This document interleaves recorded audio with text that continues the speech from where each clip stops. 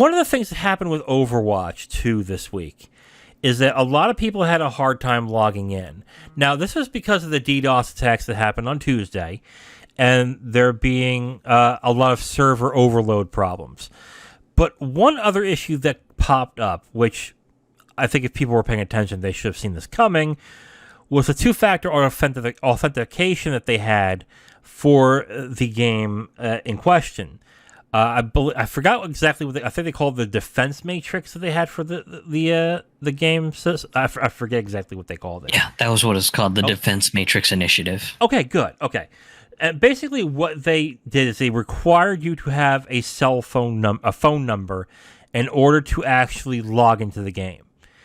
And if you didn't have a cell phone number, you couldn't log in. But that's not also what happened. With this two-factor authentication that they put onto it, they also gated away people who had it was a prepaid wireless like Cricket and Boost Mobile. So to clarify why the ban was mostly directed towards U.S. prepaid mobile phones, because in other countries, prepaid mobile phones weren't an issue. But there's one key difference between some of the prepaid phone providers in the U.S. versus the world. In the case of the U.S. Prepaid wireless providers, a lot of them do not require an ID to be given when you set up service. Whereas in other countries like Australia, Brazil, Germany, and so on and so forth, it doesn't matter if you get a contract phone or a prepaid phone, you still must present a form of ID. Mm-hmm. And that's where the problem was coming from prepaid phones in the U.S. That you had some people who were on Boost Mobile, Cricket, Mint, Virgin Mobile, and a few other MVNO providers that sublease some of the frequency space from the major national providers in the U.S. like AT&T, Verizon, and T-Mobile. Basically, these providers, you can just set up service without using an ID and everything, and then boom, once you get it set up, you're off to the races. But what Blizzard is trying to do with this two-factor requirement is they're trying to use a security tactic known as Know Your Customer, or KYC for short. Mm-hmm. So the thought is that if you require a form of identification that requires actual real-world info, like your address, your name, something that is uniquely you, then at that point you can just root out cheaters forever. Right. At least that's the thought. But in actuality, it's just a crutch. Because while Blizzard was touting that the defense matrix would probably weed out cheaters, it turned out that there is a app service that you can get a phone number generated for about the price of $4. And it completely allows you to bypass the Blizzard Defense Matrix initiative. So, yeah, just $4. If you're a hardened cheater, $4 is a pittance. Right. You just pay that, boom, get a new number that bypasses Blizzard, and you're back to cheating and ruining people's games again. Right.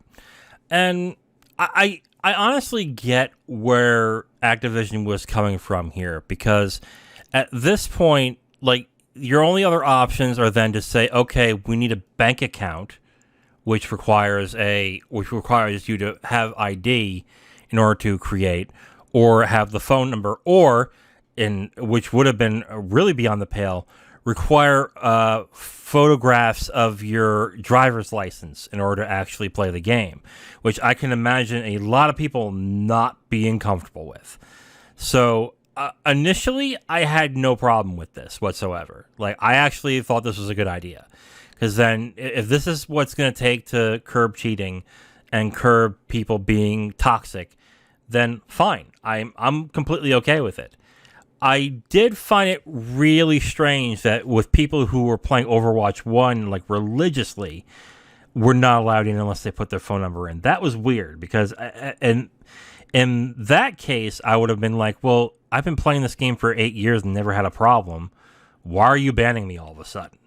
That is weird, which they then rectified and said if you've played the game since before, I think, 2021, then they're going to allow it without you putting a phone number in. But Yeah, I think it was June 1st of 2021. If you played it since then you do not need to add a phone number to your account. right. So that's good at least. Good point on how cheaters can spoof those phone numbers, but they needed to do something on this to curb that kind of cheating and that stuff. So I had zero issue with it. I know that's going to alienate some people when it comes to, I guess, identifying for identification purposes and stuff like that. And I get that sucks, but like, gaming in itself is an expensive hobby. You need to make money in order to actually play it. You need to make money in order to actually participate. So it kind of stands within reason that if you have a game system, you also have a cell phone. And if you have a cell phone, you probably have a contract. And if that's the case, I like, to me, I understood the mentality of where they're going with here. Because if you give them a cell phone number from like Verizon or T-Mobile, then they have your identification on file. Sony doesn't, or Activision doesn't need to have it because you gave it to X company and they essentially verified already. So what's the big deal? I'm guessing if this becomes that big of a deal, they may just drop it. But don't be surprised if they then say, we require a credit card in order to actually play the game. Yeah. I was going to say, as someone whose day job revolves around computer security, the Electronic Freedom Foundation did raise a good point that the Know Your Customer sort of initiative that they're using for Overwatch 2 verification is something that brings up some ethical questions, because essentially this is all very valuable data for any data broker out there. And really, there's nothing stopping Blizzard or Activision from basically selling user data that they collect with this Know Your Customer sort of security initiative. That essentially, if Activision Blizzard wanted to make a little money on the side, they could say, "Hey, we've got just 12 million and 12 million." Identities of players who play Overwatch and what their buying habits are and all that stuff. Yeah, we don't identify them by name and everything, but we have phone numbers and all this other junk, and they could, essentially start selling that stuff on the side.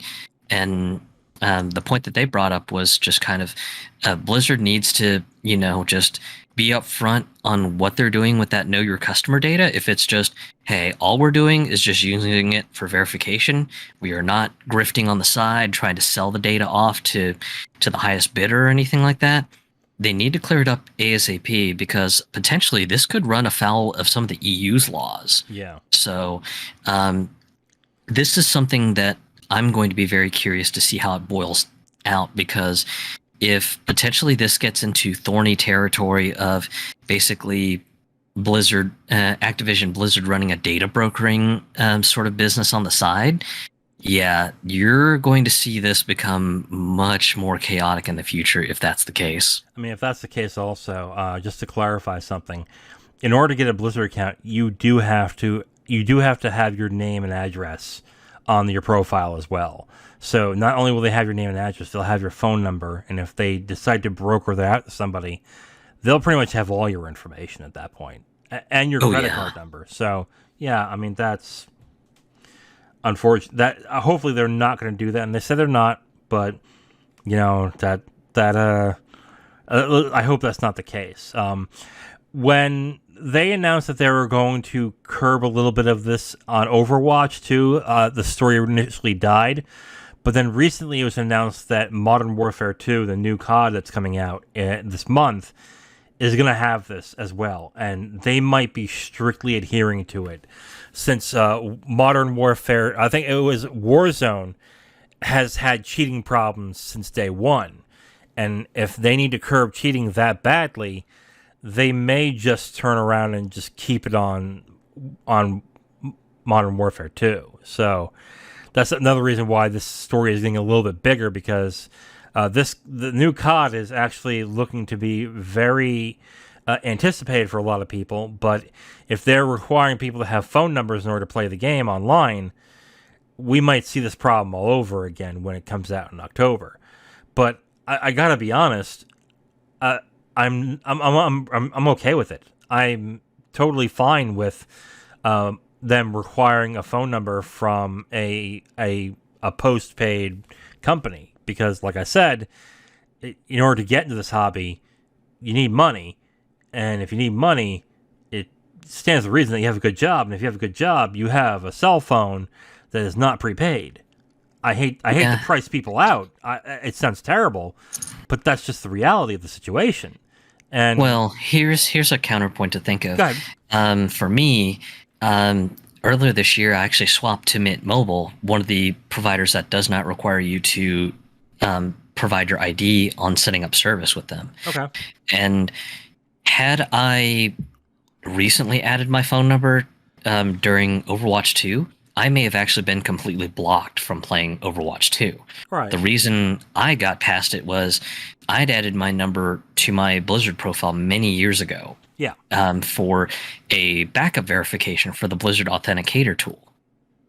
And because I did, at the time, my number was a T-Mobile number. So I was able to bypass it because when my number was added, it was technically a T-Mobile number, and likely it still shows up as a T-Mobile number, even though technically it is a Mint Mobile number. So had I not had the foresight to have added my number to my profile earlier, I potentially could have been locked out. Right. And I wouldn't have qualified for the amnesty for any Overwatch 1 players who cannot add the number to their profile, because I think the last time I played Overwatch was in 2018. So that would have been a real raw deal for me, being completely locked out of all the stuff that I technically unlocked in Overwatch 1. Yeah. I mean, I think if you purchased Overwatch 1 in the past, you should just basically be able to get in without the number. I think that's fair. I think for new people who are just starting the free-to-play version of Overwatch 2, I think asking for a phone number that is not from a prepaid phone as a requirement is, I think, justified. I think that I'm okay with that. I really am. Like, I understand that people might be upset that they're getting priced out to play the game, but you got to think of the people who are also playing the game as well at this point. So I am okay with it, in my opinion. They should probably relax some of the requirements for people who have been longtime players or have played the game in the past. But for new people who are playing the game, yeah, I think a phone number is justified at this point. Yeah, I mean, it's not something, in my opinion, that has a clear black and white solution. Yeah. Just there has to be some nuance, and unfortunately, just Blizzard's approach is just kind of every problem looks like a nail that has to be hammered down, and unfortunately, just this may catch people in the crossfire, and I honestly don't know just a good nuanced way to take things. I mean, I believe Overwatch has a pretty sophisticated anti-cheat system built into the game that does. I forget if it requires Ring 0 access or not. And for anyone who doesn't know what Ring 0 access is, it means kernel level access, kind of like the anti-cheat that's seen in Genshin Impact or Valorant. So, and that basically gives full admin permissions to the anti-cheat software to monitor everything that your system is doing. So, I know that the anti-cheat system in Overwatch, from what I remember, is pretty sophisticated and looks at all sorts of interesting heuristical data, but I forget if it requires Ring 0 access or not. But yeah, just potentially if Overwatch doesn't have Ring 0 access, that could potentially be a next step. And I know that there are also ethical and security concerns with requiring Ring 0 access for an anti-cheat solution too, because it's just kind of a lazy, okay, well, we'll just watch everything your system is doing instead and figure out how the hell you're cheating. But, we might be lazy coders and this software might still keep watching what your system's doing and potentially, I don't know, accidentally scrape your bank password and not even, and you wouldn't be the wiser because you don't know that this thing is running at admin level access and literally watching your kernel do everything. Yeah. I mean, there's not much more to add from me on this. I think that asking for a number for people who are just making profiles and just starting the game, completely justified in my opinion. I'm okay with it. I think those who have been playing the game before or have purchased the game or who have purchased one in the past should just get amnesty and be allowed in, especially if they have a long track record of not being in having problems. So yeah, I mean, that's all I can say about it. Anything more to add on that? Really, just I'm just going to be kind of curious in the future on just what the future will hold for any sort of like player identity verification and everything, because I know just there's been a lot of discussion on the ethics behind the know your customer tactic and everything. Mm-hmm. Because I agree, just it is a bit invasive. And there is an ethical question on, hey, what is Blizzard doing with all that data? Are they securely storing it in a server that's PCI certified that, just you won't have it leak randomly because you had terrible security and then you have a cybersecurity incident where you have hundreds of millions of players' identities leaked onto the dark web? Or is it something that is stored on some rickety server in the back or something? Yeah. I mean, my feeling of it is if all they're asking for is your phone number at this point, I mean, you have to then not only hack into Sony to get the phone number, you then have to then hack into that specific phone carrier in order to get more information. So even if there was an issue where they get hacked, I don't think it's going to be that big of an issue. I mean, unless you're a big internet celebrity and someone finds out your name and your phone number, then that could be a pain in the ass. But that's very few people. I just, like I said, I see zero issue with it, really. I understand the ethical concerns and everything with that, but I don't think that's what they're going to do at this point. Do I know that? No. But I don't think they're going to start brokering that data info, to be completely honest. I don't. Because if that gets out and that they're doing that, their reputation will take such a huge hit that it would be unrecoverable at that point. So I don't... Hopefully they're not that dumb to do that. Anything more to add? Yeah, all I can say is just I'll be carefully watching this one because this sort of situation sort of touches into something that ties into my IRL field of work. So I'll definitely be carefully watching this because this will be very interesting to see how it all pans out over the next couple years. Yeah, and KYC, know your customer, is something that I had to strictly abide by when I was in banking too. So I understand how invasive that can be at times. But again, the fact that they're not asking for your ID or a credit card number or something along those lines, and they're just asking for a cell phone number, I mean, it could be worse at that point. So, and I think that if you really have a problem with the fact that it's a credit card number or it's a cell phone number, then next time they're going to ask for a credit card number to be required.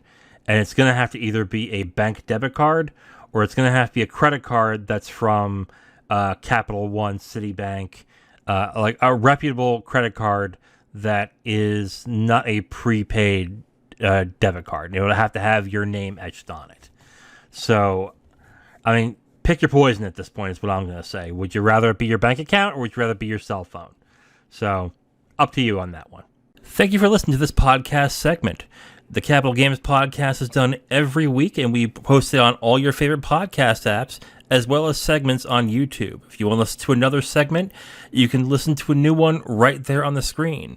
We also do a movie podcast called the Capital Games Movie Club.